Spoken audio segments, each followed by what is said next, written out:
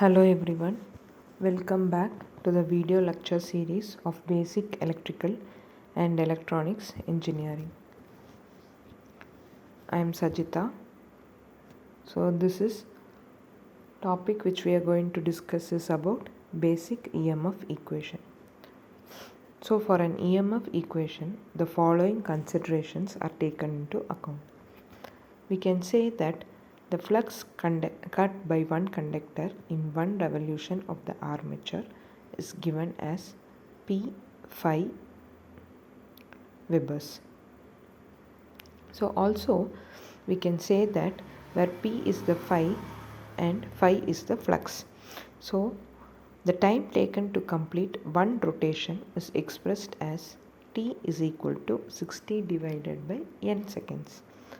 So 60 divided by n is the number of rotations. So the time taken is 60 divided by n seconds to complete one rotation. Therefore, the average induced EMF in a conductor will be E is equal to P phi by T. That is nothing but the EMF induced in one conductor, that is P phi by T. So now when we plug the value of time from equation 2 into equation 1, we can obtain the following, that is E is equal to P phi by 60 by n.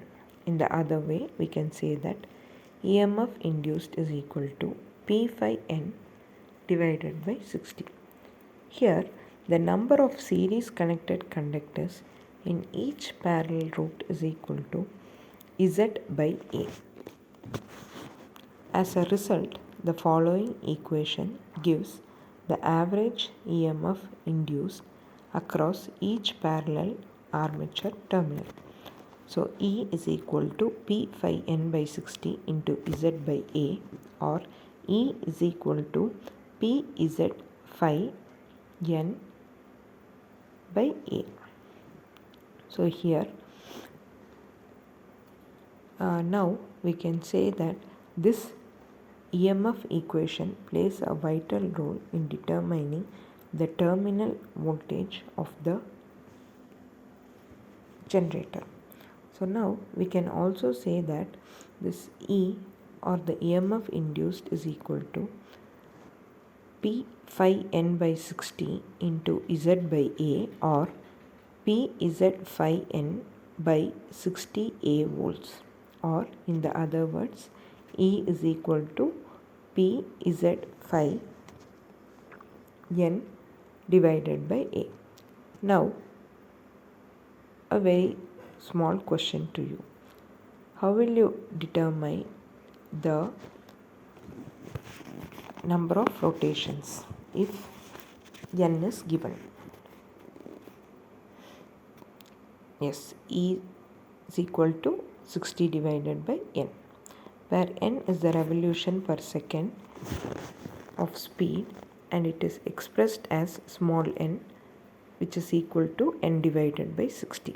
Here, the number of poles and the conductors per parallel route, that is Z by A, for a particular machine remains constant. As a result, the EMF equation may be expressed as follows. So here E is equal to K phi into small n, where n is the number of revolutions per second, and also K is a constant that is given as K is equal to P Z by A. As a result, the average induced EMF equation may be expressed as by removing the constant K and replacing it with a proportionality constant phi. So E is proportional to phi into n. So now we can also say E proportional to phi n, or E is proportional to phi omega. Here the angular velocity in radians per second is written as omega is equal to 2 pi n divided by 60. As a result, the induced EMF is clearly related to the